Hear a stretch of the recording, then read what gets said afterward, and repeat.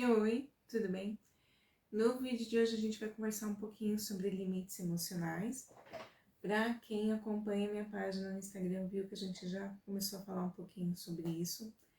E eu tô retomando esse assunto agora, porque a gente tá próximo do final do ano, então é comum algumas pessoas passarem por esse processo de autorreflexão, de autoanálise, autoobservação em psicoterapia ou no seu cotidiano mesmo. Como é que a gente foi ao longo deste ano, como é que eu, que eu pretendo para o ano que vem, como é que eu me fui ao longo deste ano, por exemplo. Mas afinal, né, Carol, o que são limites emocionais?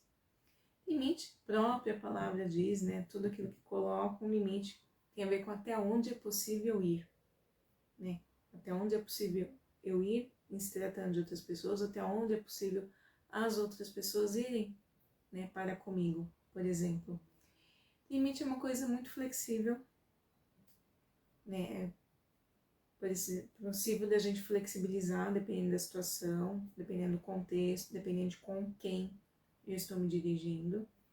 Então, por exemplo, em se tratando, né, de limites parentais, então eu como mãe, qual é o meu limite como mãe? Que limite que eu coloco para o meu filho, por exemplo? Qual que é o limite da nossa relação? Cada relação tem o seu limite. E também limite tem muito a ver com tolerância, com permissividade. Então, o que eu tolero, o que eu permito. Então, uma coisa que também chama atenção é quando esse limite está muito alto. Por que eu tolero muita coisa? Por que eu permito muita coisa? Isso é uma coisa para a gente refletir. Também quando esse limite está muito baixo, quando o limiar do limite está muito lá embaixo, também é uma coisa para a gente refletir. Então, por exemplo, por que eu não tolero muitas coisas, determinada coisa? Por que determinada coisa me irrita, né, me incomoda, e eu não tolero, eu não permito?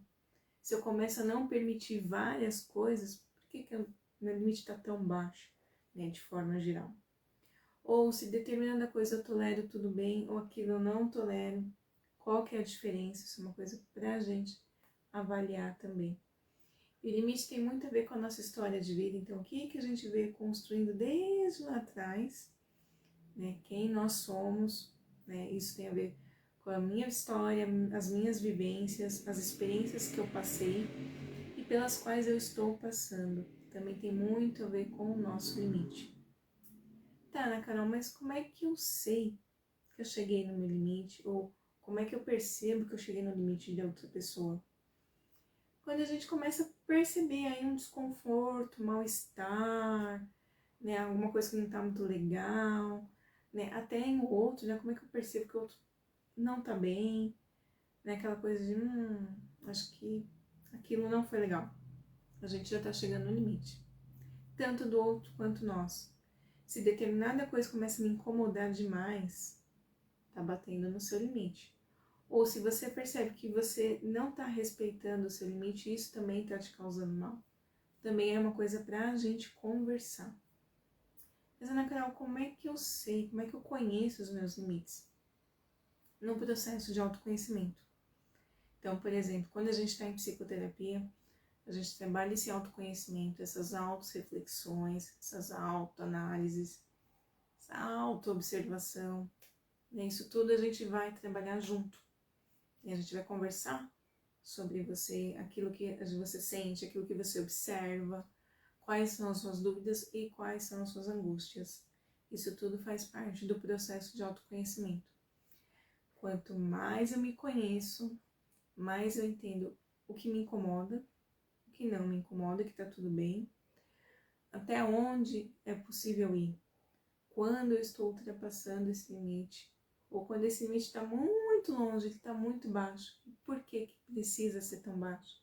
Precisa ou não? Né? Isso são coisas para a gente refletir.